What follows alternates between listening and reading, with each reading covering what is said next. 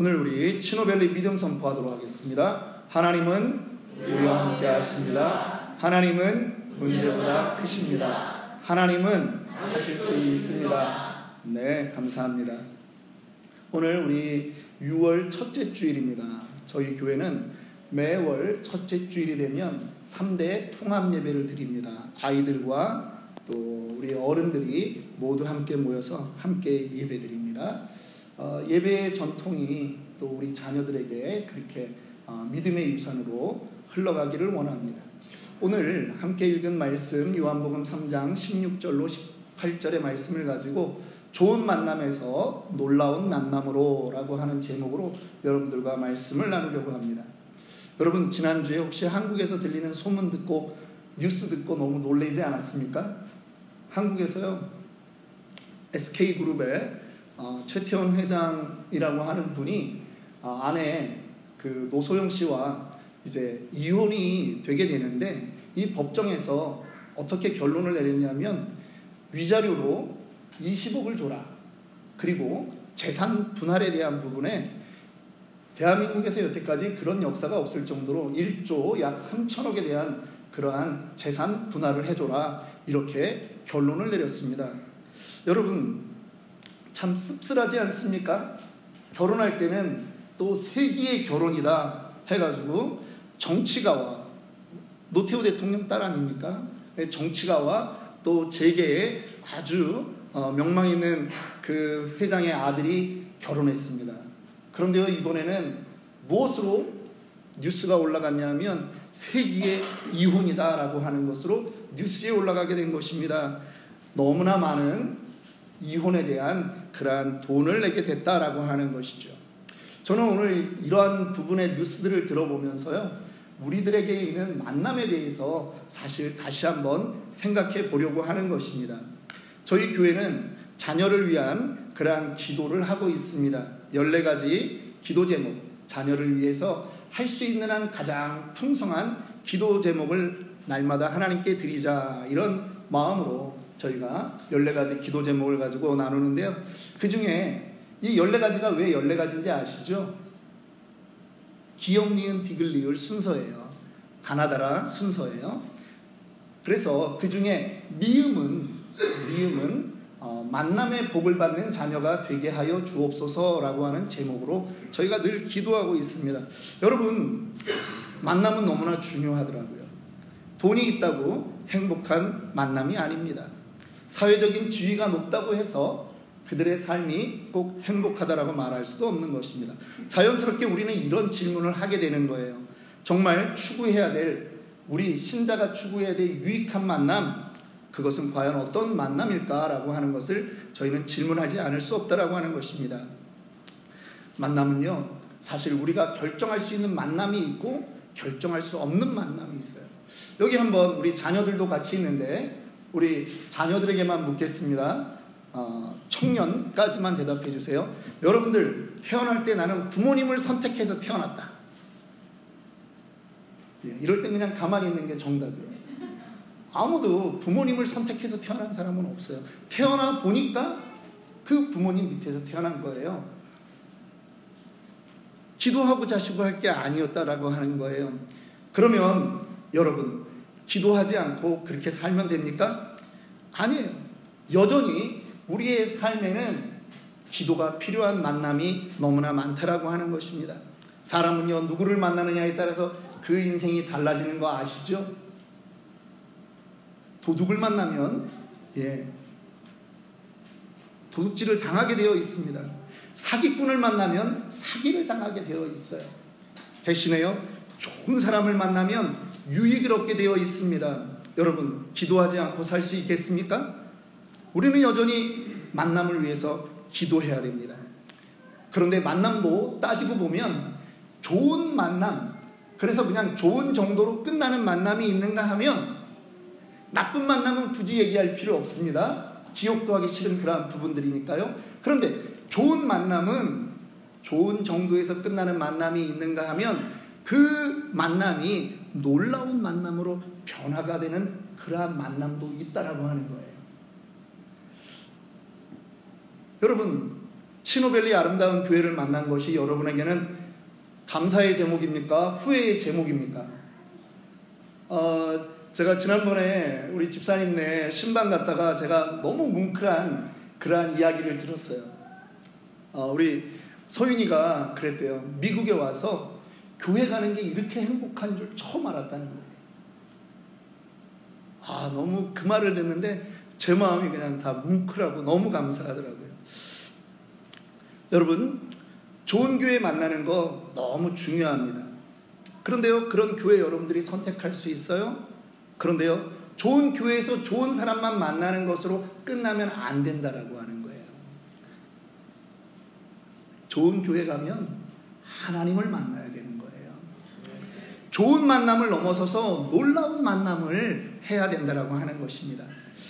빌 게이츠라고 하는 사람을 우리는 잘 압니다. 세계적인 갑부죠. 세계적인 갑부입니다.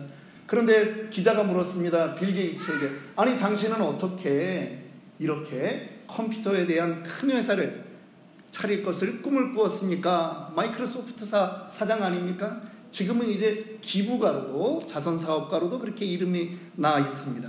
그런데 빌 게이츠가 말합니다. 나의 오늘이 있었던 것은 은혜입니다. 내가 만약에 아프리카에서 태어났거나 동남아 어디 가난한 나라에서 태어났다면 똑같은 빌 게이츠라 할지라도 결코 마이크로소프트와 같은 이런 회사를 만들 수 없었을 것입니다. 그는 계속 이야기합니다. 나는 미국에서 태어났기 때문에 나는 이런 행운을 거머쥘 수 있었습니다. 특별히 내가 고등학교 때 워싱턴주에 있는 레이크사이드라고 하는 그 고등학교를 다녔기 때문에 나는 컴퓨터에 대한 꿈을 꿀 수 있었습니다. 그렇게 말하는 거예요. 여러분, 빌 게이츠가 고등학교를 다닐 때, 특별히 고3 때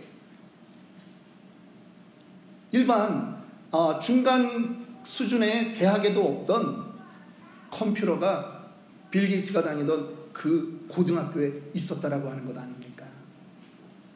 거기에서 빌 게이츠가 그 컴퓨터의 역할과 그 하는 일들을 보고 빌 게이츠는 새로운 그러한 꿈을 꾸게 되었다라고 하는 것입니다. 동급생이 300명 있었어요. 그런데 다 그 꿈을 꾼 건 아니에요. 교육의 혜택은 받았지만 빌 게이츠가 거기서 눈에 빛이 난 거죠. 좋은 만남이 좋은 결과를 만든 것입니다. 그런데 그 좋은 만남이 결국은 놀라운 세상을 바꾸는 그러한 결과로 이어졌다라고 하는 거예요.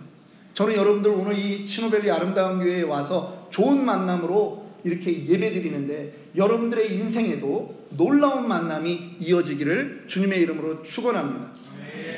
얼마 전에 예수를 40년 이상 믿었다라고 하는 한 분이 찾아왔습니다. 신앙생활에 이런저런 고민을 이야기합니다. 건강한 줄 알았는데 건강검진을 받아보니 갑자기 암이 나타났다라고 하는 것이죠. 그런데 그 말을 듣는 순간 갑자기 무서워지기 시작했다라고 하는 거예요.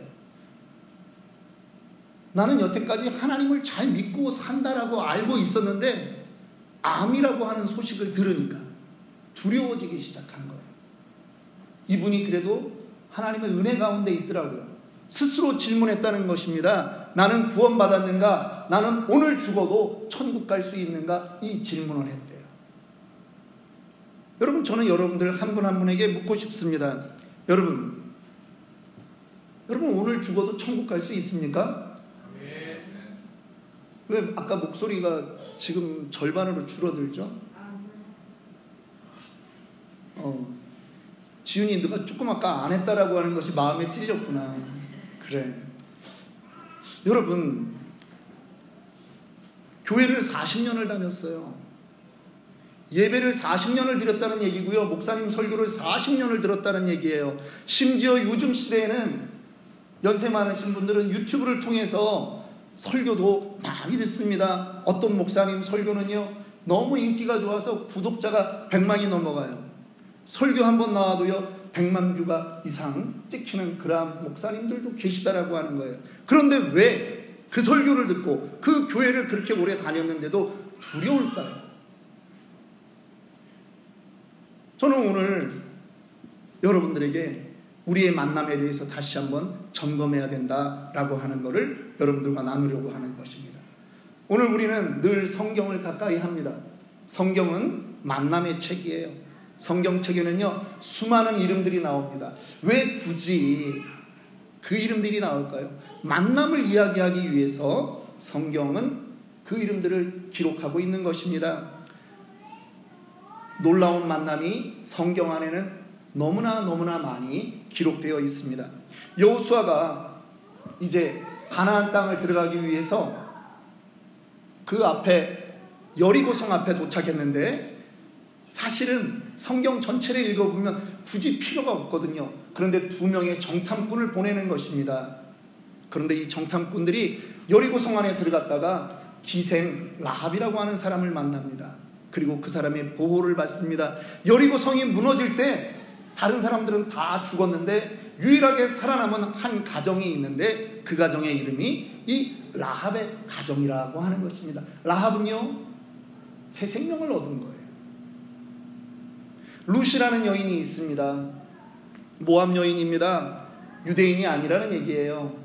그런데요, 유대인과 만나서 결혼하고 그렇게 살았는데 10년 만에 시아버지 죽고 시아주버님 죽고 남편까지 죽었어요. 패가 망신한 거죠. 여러분, 그런데 시어머니 나오미를 모시고 자기의 고향이 아닌 시어머니의 고향 베들레헴으로 그렇게 다시 옮겨가는 것입니다. 거지꼴이 됐습니다. 다 망했어요. 그런데 보아스라고 하는 사람을 만남으로 인해서 새로운 인생을 살게 되었고, 이 룻을 통해서 다윗이 태어나게 된 것입니다. 예수님 시대로 돌아가 보겠습니다. 12해 혈루증 앓던 여인이 있었습니다. 피가 멈추질 않는 거예요. 백방으로 의원을 구하고 약을 구해서 치료를 해봤지만 아무것도 안 됩니다. 돈은 돈대로 나갔고 관계는 관계대로 끊어집니다. 부정한 질병이라고 사람들도 오지 않습니다. 그런데 이 여인이 힘을 내는 거예요. 예수님이라고 하는 그 말에, 예수님을 만나면 나는 살겠거니 하고 예수님 옆에 슬며시 다가가서 그 옷자락에 손을 대었는데, 놀라운 것은 예수님의 그 능력으로 이 여인의 혈루 근원이 마른 것이에요. 여러분, 새로운 인생을 살게 되었다라고 하는 것입니다. 이스라엘 사람들 그 당시는 로마의 식민지였습니다. 마테라고 하는 세관원이 있었습니다.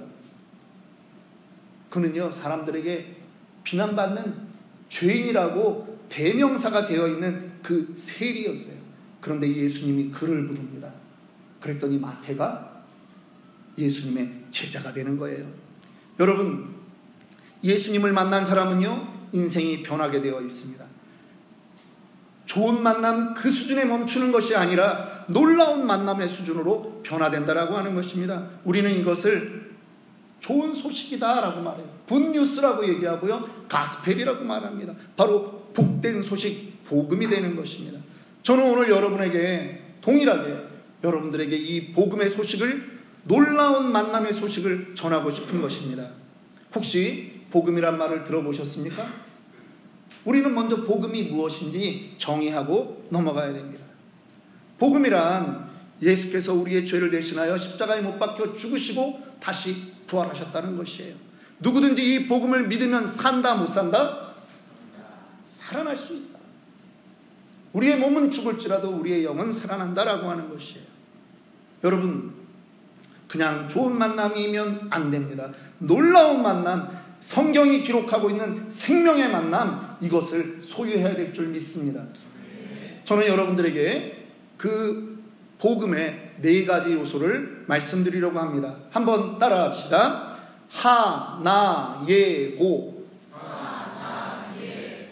예, 제가 졸업했던 예고가 아니에요. 그냥 이거는 앞자만 제가 좀 따서 조금 변형시켜서 한 거예요. 우리가 복음을 알으려면, 놀라운 만남을 하려면 우리는 하나예고, 이 4가지를 알아야 된다라고 하는 것입니다. 첫 번째, 하나님은 누구신가? 두 번째, 나의 상태는 어떤가? 예수 그리스도는 도대체 무슨 일을 하셨는가? 나는 이제 무엇을 고백해야 되는가? 라고 하는 것입니다. 오늘 첫 번째, 하나님은 누구신가 우리 살펴봅니다. 여러분, 하나님은 창조자세요. 하나님은 사랑이세요. 하나님은요, 공의로운 심판자세요. 믿으십니까? 네. 요한일서는 4장 7절에 사랑하는 자들아 우리가 서로 사랑하자. 사랑은 하나님께 속한 것이니 사랑하는 자마다 하나님으로부터 나서 하나님을 알고 사랑하지 아니하는 자는 하나님을 알지 못하나니 이는 하나님은 뭐라고요? 하나님은 사랑이십니다. 하나님이 사랑이에요. 하나님은요, 거룩하신 분이에요. 하나님은 죄와 함께 할 수 없어요. 하나님은 죄를 미워하십니다.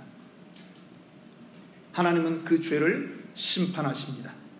로마서 2장 16절에 보면 곧 나의 복음에 이른 바와 같이 하나님이 예수 그리스도로 말미암아 사람들의 은밀한 것을 심판하시는 그날이라. 하나님은요, 사랑하지만 그 죄를 그냥 놔둘 수는 없는 거예요. 그러면 여러분들의 모습을 좀 살펴봅니다. 아까 뭐라 그랬죠? 4글자 시작. 예, 나에 대해서 보자고요. 자꾸 사람들은요, 우리를 보려고 해요. 여러분, 복음은 집단으로 진행되는 일도 있지만 구원 자체는 한 사람 여러분 개인이 영접해야 되는 거예요. 믿으십니까? 나는 어떤 존재인가? 나는 어떤 상황에 있는가? 나는 누구인가를 알아야 된다라고 하는 것입니다. 나는 죄인이에요. 성경이 우리를 그렇게 규정하고 있습니다. 감옥에 안 갔다 왔는데 죄인이라고 하니까 기분 나쁘시다고요? 여러분, 지난주에도 사랑에 대한 이야기를 하면서 우리 안에 넘쳐나는 죄의 증거들을 저는 여러분들에게 말씀드렸어요. 시기와 자랑과 교만과 무례히 행하는 그 모든 것들이 우리 안에 늘 존재하잖아요. 요한일서에서 말씀하잖아요. 육신의 정욕과 안목의 정욕과 이생의 자랑이 전부 다 하나님으로부터 나온 것이 아니라 세상으로부터 왔다고. 죄란 말이에요. 우리는 죄인이에요. 성경 곳곳에 죄의 약 30여 가지 증상들을 말하고 있는데 우리 쉽게 4가지만 얘기해 보자고요. 여러분들에게 두려움이 있습니까? 아담과 하와가 처음에 창조되었을 때는 두려움이 없었어요. 그런데 선악과를 먹고 죄를 짓자마자 나타난 반응이 두려움이에요. 여러분, 누군가를 미워해 보신 적이 있습니까? 미움이 죄인이라고 하는 증거예요. 살면서 고통이 있습니까? 그 고통이 여러분들이 바로 죄인이라고 하는 증거예요. 혹시 이것에 대해서 동의하지 못할지라도 여러분, 영원히 사는 사람이 없지 않습니까? 우리는 누구나 죽습니다. 처음에 우리가 창조될 때 우리는 죽기 위해서 창조된 것이 아니라는 거예요. 그런데 죄로 인해서 그 죄의 증상으로 우리는 죽게 되어 있는 거예요. 옛날에는요, 나이가 많아야 죽는 줄 알았어요. 그런데 아니더라고요. 죽음은요, 누구에게나 다가오는 것입니다. 사고로 죽고 병 걸려 죽고 자연사하기도 하는데 누구나 예외 없이 죽음은 있다라고 하는 것이죠. 그런데요, 인생은 죽음으로 끝나는 것이 아니에요. 죽은 다음에는 반드시 심판이 있는 것입니다. 그리고 그 심판에서 예수 그리스도를 모르는 사람은 지옥으로 던져지게 되는 것이 성경이 약속하고 있는 것입니다. 하나님의 공의가 그렇게 말씀하고 있는 거예요. 지옥이 어떤 곳입니까? 마가복음 9장 48절에 거기에서는 부도기도 죽지 않고 불도 꺼지지 아니하느니라. 사람마다 불로써 소금치듯 함을 받으리라. 지옥이 그냥 어지간히 견딜 수 있는 그런 곳이 아니라는 거예요. 견딜 수 없는 고통이 있는 곳이 지옥이라고 하는 것입니다. 이것이 사람의 운명이에요. 어떻게 하면 이런 운명에서 벗어날 수 있습니까? 죄의 문제를 해결받아야 되는 거예요. 죄의 문제. 우리는 모두 아담의 후손입니다. 그래서 우리는 죄의 모습이 우리에게 있는 것을 우리는 좀 전에 인정했습니다. 바로 여기서 우리에게 예수님이 필요한 것입니다. 아까 4가지 다시 한번 반복해 볼까요? 시작. 하, 나, 예, 고. 예수님은 무슨 일을 하셨는가 우리는 알아야 됩니다. 가끔 여름철이 되면요, 뉴스에 아들이 물에 빠졌어요.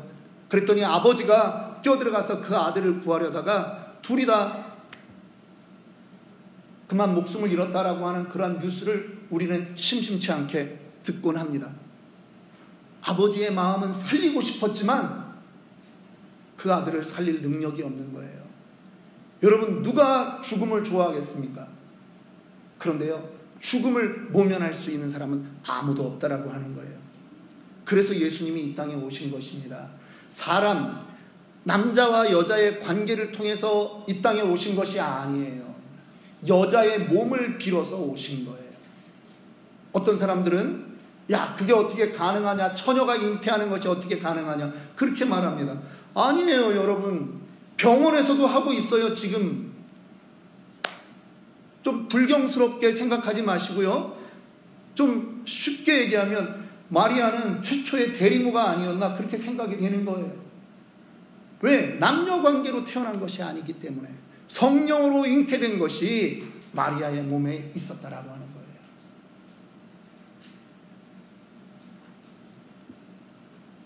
예수 그리스도가 마리아의 몸을 빌려서 이 땅에 오셨습니다. 완전한 하나님이 완전한 인간으로 이 땅에 태어나게 된 것입니다. 그런데요, 예수님은 이 땅에 오래 살기 위해서 오신 게 아니에요. 죄인들을 위해서 죽기 위해 오셨어요. 그래서 십자가에 달려 죽으신 거예요. 그러면 또 사람들이 말합니다. 아, 그냥 예수님은 훌륭한 분이구나, 4대 성인 중에 한 명이구나. 아니에요. 예수님이 말씀하는 거예요. 내가 죽어, 내가 십자가에 달려 죽을 거야, 예루살렘에 올라가면. 그런데 너희는 너희 죄 때문에 죽지만 나는 죄가 없어. 그래서 내가 3일 만에 다시 살아날 것이다. 세상의 성인 군자들은요, 그들의 무덤을 자랑합니다. 혹시 중국 산동성 곡부에 가보셨습니까? 기회가 되면 꼭 한번 가보십시오. 공자가 살았던 곳이고 공자의 제자 맹자가 있던 곳입니다. 입구에서부터 수도 없는 돌비석들이 공자의 언행을 기록하고 있어요. 그런데 죽었단 말이에요. 예수님은 빈 무덤입니다.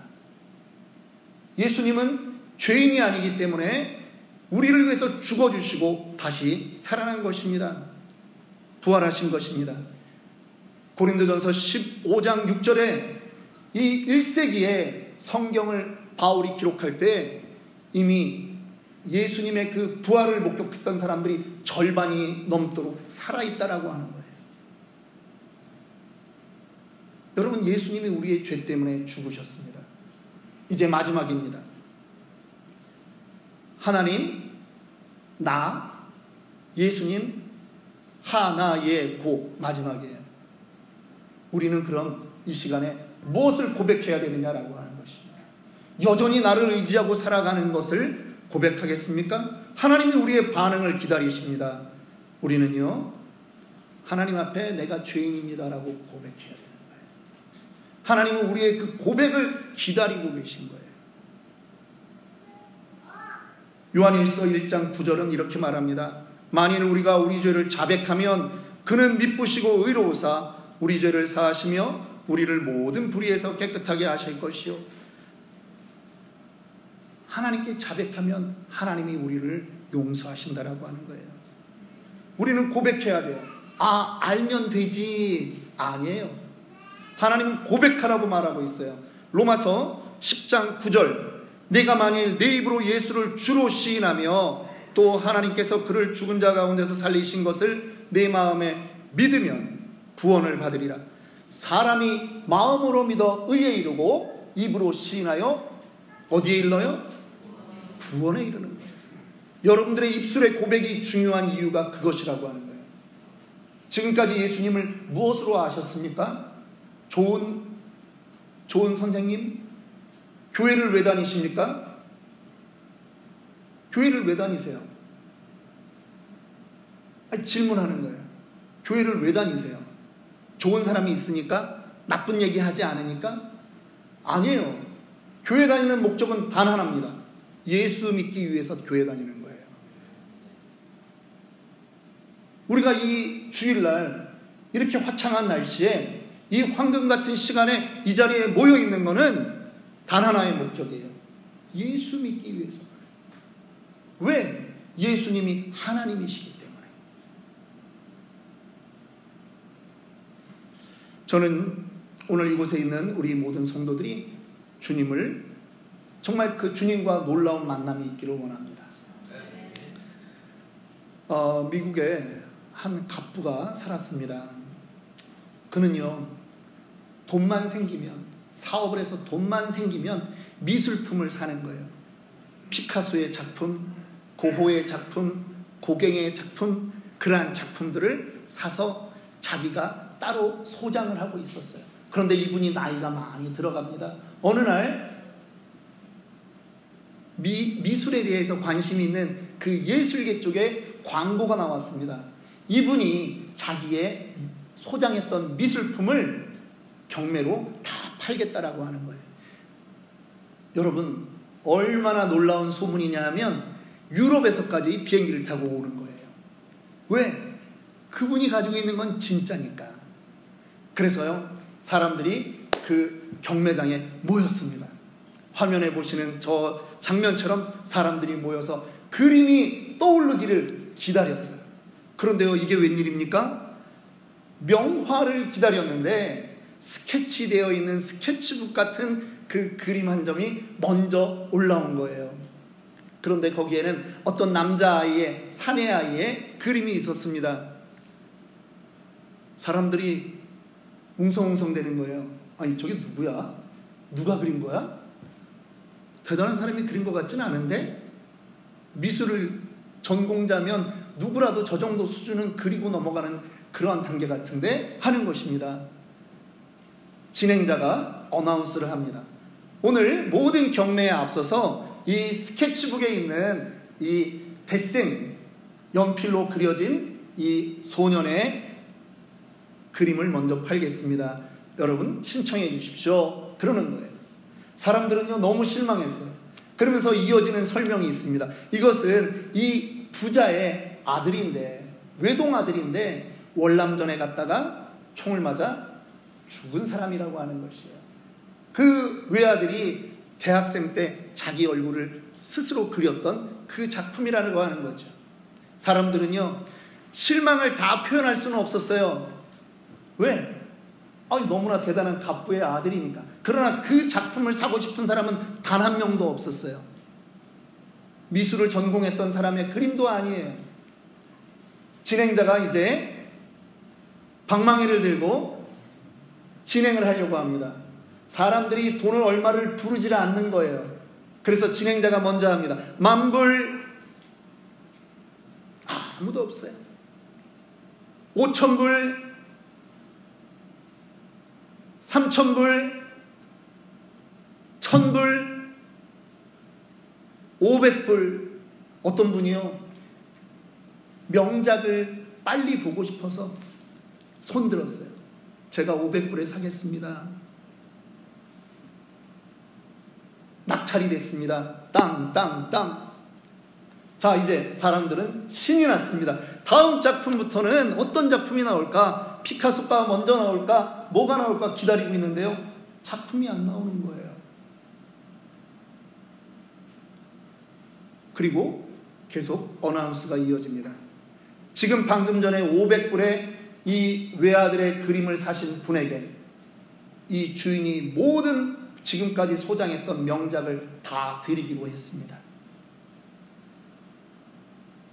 여러분, 예수님의 십자가가 보잘것없어 보입니까? 그렇게 볼 수 있어요. 그 당시에도 그랬어요. 유태인에게는 부끄럽고요, 헬라인에게는 미련하게 보였어요. 저런 걸 믿어? 저런 사람을 믿어? 그랬단 말이에요. 그런데요, 예수님은 약속인 거예요. 예수를 믿으면 여러분들의 인생을 하나님께서 영원히 책임지실 뿐만 아니라 천국까지 데리고 가신다라고 하는 약속이 있는 거예요.